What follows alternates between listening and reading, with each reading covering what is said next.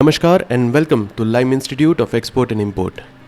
आज के इस वीडियो में हम बहुत ही इंटरेस्टिंग टॉपिक के ऊपर बात करने वाले हैं, जो कि है यूरोपियन बाज़ार में निर्यात करने के समय आपको कौन सी ऐसी 7 चुनौतियां हैं जिनका सामना करना पड़ सकता है।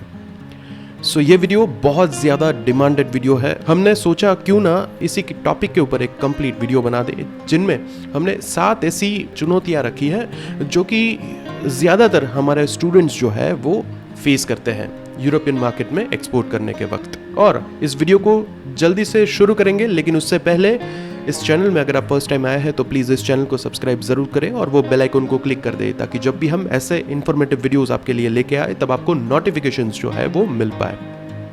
साथ ही साथ इस वीडियो को हो सके उतना ज़्यादा से ज़्यादा शेयर ज़रूर करें, और इस वीडियो में दी गई इन्फॉर्मेशन आपको वैल्यूएबल लगती है तो प्लीज़ इस वीडियो को लाइक ज़रूर दीजिएगा।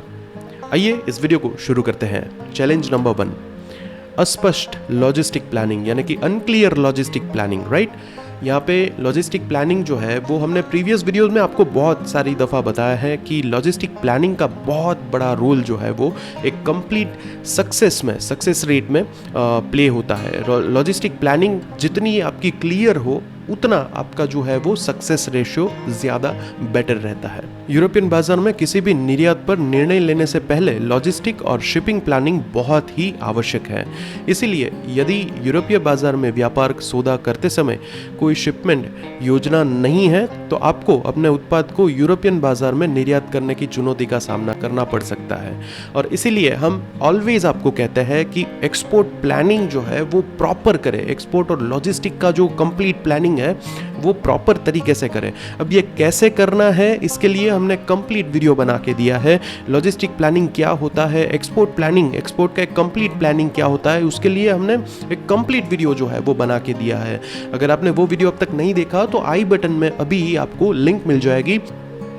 इसके बाद जो दूसरे नंबर की सबसे बड़ी चुनौती है वो है टैरिफ बैरियर्स। राइट, यहाँ पे अगर मैं कहूँ यह सबसे बड़ी और महत्वपूर्ण चुनौतियों में से एक है, तो ये बात गलत नहीं होगी। जो निर्यातकों को अपने उत्पादकों को यूरोपियन बाजार में निर्यात करते समय सामना करना पड़ सकता है, उनमें से सबसे बड़ी चुनौती जो है वो यही है।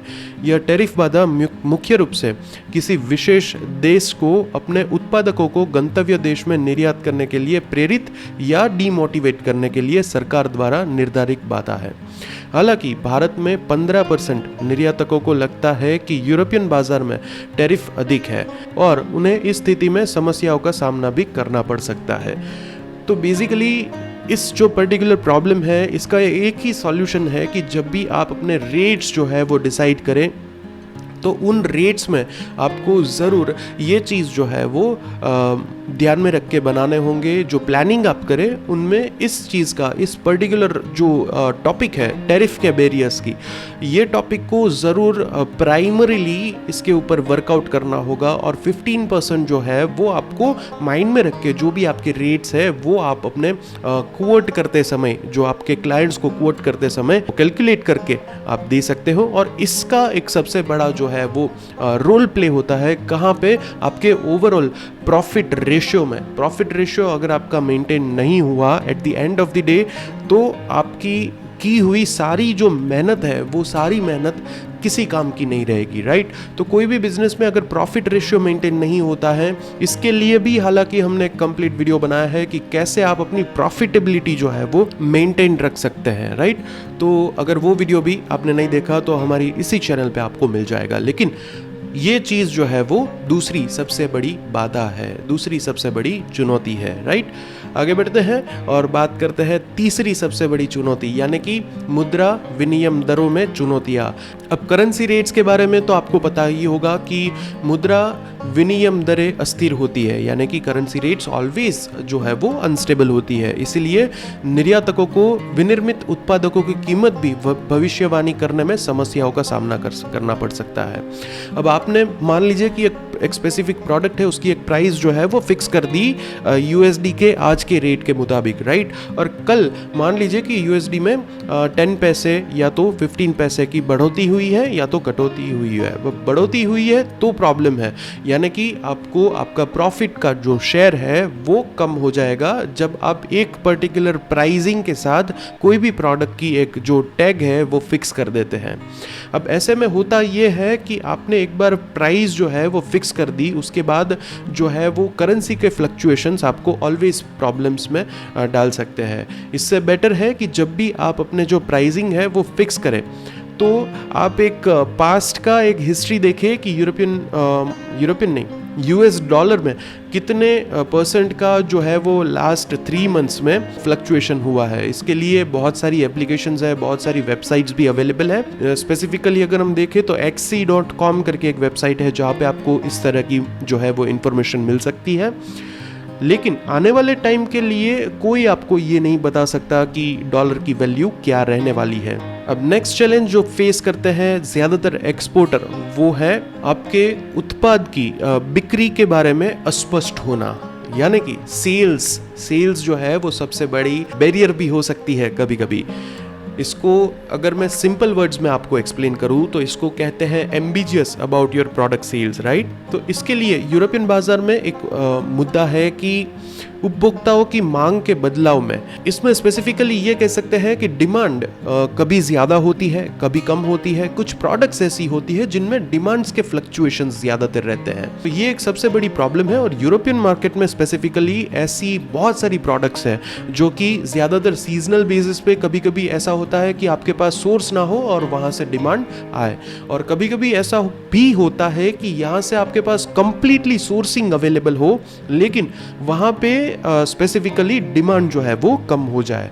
तो ऐसे जो केसेस रहते हैं, ऐसे में आपको एक्सपोर्ट प्लानिंग बहुत ही हेल्प करेगी। ज़्यादातर आपको आपकी प्रोडक्ट्स जो है वो मार्केट तभी करना बेटर रहेगा जब आपको पता हो कि डिमांड जो है वो कितनी है, कंपटीशन कितनी है और फुलफिल उन डिमांड्स को कितना किया जा रहा है, राइट। और इसके लिए हम ऑलवेज आपके लिए वीडियोस बनाते रहते हैं, कौन सी कंट्री में कौन सी प्रोडक्ट्स की डिमांड क्या है, प्रोडक्ट्स के हिसाब से भी हम वीडियोस बनाते हैं, कंट्री स्पेसिफिक वीडियोस भी हम बनाते हैं। अब दोनों जो कैटेगरी है उन दोनों कैटेगरीज में हम यूजुअली ये भी करते हैं कि वैल्यूएशन के हिसाब से वीडियोस भी बनाते हैं और ग्रोथ रेट के हिसाब से भी वीडियोस बनाते हैं। और इसका एक सबसे बड़ा बेनिफिट ये होता है कि आपको अपने सेल्स में प्रॉब्लम्स फेस करने पड़ते हैं, अनक्लियर रहते हैं आप अपने सेल्स के रिलेटेड, तो ये जो क्लैरिटी है वो आपको मिल सकती है कि मान लीजिए कि आप एक स्पेसिफिक कंट्री सिलेक्ट कर रहे हैं, यूरोपियन मार्केट की हो या तो कोई भी कंट्री हो, राइट। तो जब भी आप एक स्पेसिफिक कंट्री सिलेक्ट कर रहे हैं अपनी प्रोडक्ट को मार्केट करने के लिए, तो आपको ये भी पता चल जाएगा कि इस पर्टिकुलर कंट्री में आपकी प्रोडक्ट की डिमांड कब ज़्यादा रहती है, राइट। और उसके बाद तो फिर बहुत सारे सोर्सेज है ये चीज़ जानने के लिए कि कौन से मंथ में कौन सी प्रोडक्ट की कितनी एक्सपोर्ट हुई है, राइट। हम लाइम इंस्टीट्यूट में जब भी कोई चीज़ सिखाते हैं तो यही जो है वो प्रैक्टिकल मैनर से और प्रैक्टिकली आपके पास हैंड्स ऑन एक्सपीरियंस जो है वो दिलाते हैं कि एक वर्चुअली अगर आप मान लीजिए कि अगर आप एक प्रोडक्ट लेके बैठे हैं और आपको उसके लिए चीज़ें जाननी है, रिसर्च करना है, तो कैसे एक कंप्लीट मैनर से रिसर्च करें, राइट। तो जब भी आप अपना रिसर्च करें तो ये अनक्लियर जो प्रॉब्लम है उसको क्लियर करने के लिए कंप्लीट रिसर्च जो है वो कंप्लीट लगता है। और इस रिसर्च को करने के लिए आपके पास बहुत सारे ऑप्शंस हैं और इनफैक्ट हमारी इंडियन गवर्नमेंट की भी बहुत सारी ऐसी वेबसाइट्स है जहाँ पे आप इस पर्टिकुलर टाइप का रिसर्च कर सकते हैं, कौन सी प्रोडक्ट की डिमांड कौन सी कंट्री में कौन से वक्त में सबसे ज़्यादा रहती है और कौन से वक्त में सबसे कम रहती है, और उस कम वक्त में कौन सी ऐसी कंट्री है जो उसी प्रोडक्ट की ज़्यादा डिमांड रखती है। तो ये हो गया एक clear planning of sales and marketing, right. Next है learning legalities, right, of European market. निर्यात और अंतर्राष्ट्रीय व्यापार के लिए कोई एक आकार सभी को फिट होने वाली नीति नहीं है। हर देश में कानूनी मतभेद है, इसलिए निर्यातकों को बाजार की कानूनी विशेषताओं को समझने में, यूरोपियन बाजार की समस्याओं को समझने में और इन प्रॉब्लम्स का फेस करने में यह सुनिश्चित करना पड़ेगा कि निर्यातक कम से कम कानूनी कार्यवाही से जो है वो सुरक्षित पक्ष में हो, क्योंकि जो लीगल मैटर्स हैं उसमें वन साइज फिट्स ऑल कभी नहीं हो सकती है। हर कंट्री के अपने रूल्स होते हैं। स्पेसिफिकली अगर मैं बात करूं तो यूरोपियन मार्केट में बहुत सारी छोटी बड़ी कंट्रीज़ है, राइट, आपको पता ही है। और सारी कंट्रीज़ के आप यकीन नहीं करेंगे, सारी कंट्रीज़ के छोटे मोटे माइनर और मेजर वेरिएशंस के साथ लीगल जो टर्मिनोलॉजीज़ है, लीगल पैटर्न्स हैं, उन सभी में बहुत सारे वेरिएशंस हैं। और ऐसे में होता ये है कि अगर मान लीजिए कि आपने एक जो कंसाइनमेंट है वो कंप्लीट किया जर्मनी में, राइट, और जर्मनी में आपका वो कंसाइनमेंट सक्सेसफुल रहा, और दूसरा ही कंसाइनमेंट के लिए आपको रिक्वायरमेंट आई इटली से, और आपने मान लिया कि जर्मनी में अगर हमने एक कंसाइनमेंट जो है वो सक्सेसफुली कंप्लीट कर लिया है और सारी चीज़ें जो है वो कंप्लीट हो चुकी है, तो इटली में भी कोई प्रॉब्लम नहीं होगा। लेकिन ऐसा नहीं है। जर्मनी के जो लीगल रूल्स हैं उनमें और इटली के लीगल रूल्स में आपको स्टडी करना होगा। कोई स्पेसिफिक चीज़ की रिक्वायरमेंट अगर इटली में रही और आपने वो फुलफिल नहीं की, तो हो सकता है आपको सामना करना पड़ सकता है कुछ लीगल प्रॉब्लम्स का, राइट। तो ऐसा ना करने के लिए आपको ऑलवेज जो भी कंट्रीज़ में आप अपना कंसाइनमेंट भेजने के लिए प्लान कर रहे हैं, उन कंट्रीज़ की जो लीगल प्रोसीजर्स है उनको बहुत बहुत ज़्यादा फोकस से स्टडी करिए और डीप में स्टडी करिए, और आप कुछ भी ऐसी छोटी से छोटी चीज़ को मिस ना करिए, वो कॉन्फिडेंस के साथ कि हमारे पास तो एक्सपीरियंस है, हमें कुछ प्रॉब्लम्स नहीं हो सकता। तो ये ओवर कॉन्फिडेंस हो सकता है और यही प्रॉब्लम्स का वजूद भी हो सकता है, राइट। आगे बढ़ते हैं। यूरोपियन बाजार तक पहुंच, ये भी एक सबसे बड़ी जो है वो समस्या है। भारतीय निर्यातकों को मुख्य रूप से यूरोपियन बाजार तक पहुंचने की चुनौती का सामना करना पड़ता है। यदि उनकी बाजार के दिग्गजों के बीच ऊंच पहुंच नहीं है तो खास करके सामना करना पड़ सकता है। हालांकि यूरोपियन बाजार तक पहुंचने के लिए व्यवसायों के पास अपने नियमों और उत्पादकों को बाजार में लागू करने के लिए रणनीतिक योजना अगर हो तो इसमें प्रॉब्लम नहीं होगा। अब रणनीतिक योजना का एक बहुत ही क्लियर मीनिंग है स्ट्रेटेजिक प्लानिंग, राइट। अब स्ट्रेटेजिक प्लानिंग का, जैसे मैंने आपको बताया कि सीजनल बिजनेस होगा तो किस तरह से आप कौन सी कंट्री में आप कर सकते हैं, अगर कोई स्पेसिफिक कंट्री में करंटली डिमांड में कोई प्रोडक्ट है तो कितनी कंपटीशन है, कौन सी कंपटीशन में कितना जो स्टॉक है वो यहाँ से जाता है, कितना एक्सपोर्ट होता है, और कौन सी क्वालिटी जो है वो डिमांड में है। बहुत सारे ऐसे फैक्टर्स हैं जब एक्सपोर्ट की बात आती है, और आपको स्ट्रेटेजिक प्लानिंग इसी चीज़ में बनाना होगा कि आप किस तरह से मार्केट कर रहे हैं अपनी प्रोडक्ट को। अब मान लीजिए हो सकता है आपकी जो मार्केटिंग स्ट्रेटेजी है वो विद इन यूरोपियन यूनियन, अगर यूरोपियन यूनियन की ही बात करें, विद इन यूरोपियन यूनियन अगर आप ऑस्ट्रिया में कोई प्रोडक्ट जो है वो मार्केट कर रहे हैं और ऑस्ट्रिया में से आपको अच्छा रिस्पॉन्स मिल रहा है, आपको इंक्वायरीज जनरेट हो रही है और आप कंसाइनमेंट्स भी कर रहे हैं, और यही कॉन्फिडेंस के साथ हो सकता है आपने उसी मार्केटिंग स्ट्रेटेजी को मान लीजिए कि आपने दूसरी कंट्री यानी इटली में अगर प्रमोट किया या जर्मनी में प्रमोट किया या स्पेन में प्रमोट किया, राइट, तो उसमें हो सकता है कि आपकी वो वाली ऑस्ट्रिया वाली जो मार्केटिंग स्ट्रेटेजी है वो वहाँ पे कामयाब नहीं होगी, वहाँ पे आपको रिजल्ट्स नहीं मिल सकते, क्योंकि वहाँ पे लोगों को कुछ और तरीके से आपको प्रेजेंट करना होगा। आपकी प्रोडक्ट वही रहेगी लेकिन कुछ तरीके जो है वो चेंज करने पड़ सकते हैं। तो ज़्यादातर ये ओवर कॉन्फिडेंस में लिया जाता है कि हमारी जो मार्केटिंग स्ट्रेटेजी है वो सारी कंट्रीज़ के हिसाब से हमने यूनिवर्सल बनाई है। वही चीज़ आप यूएस में भी प्रमोट करेंगे, वही चीज़ आप उसी तरीके से यूके में भी प्रमोट करेंगे, वही चीज़ आप कनाडा में भी प्रमोट करेंगे, और हो सकता है आपको इन तीनों कंट्री में से अच्छा रिस्पॉन्स मिले, राइट। तो आपको एक कॉन्फिडेंस मिल गया। अब आप जब बात करते हैं यूरोपियन मार्केट की तो आपको multiple number of small countries के सामने आपको आपकी प्रोडक्ट रिप्रेजेंट करनी है। अब हो सकता है कि एक स्पेसिफिक स्विट्ज़रलैंड है, तो स्विट्ज़रलैंड के जो कस्टमर्स है, जो बायर्स है, उनको वही प्रोडक्ट चाहिए लेकिन कुछ और तरीके से आप अट्रैक्ट कर सकते हैं। तो ये तरीके जो है वो बदलने की ज़रूरत आपको होगी अपनी मार्केटिंग स्ट्रेटेजीज बनाने में।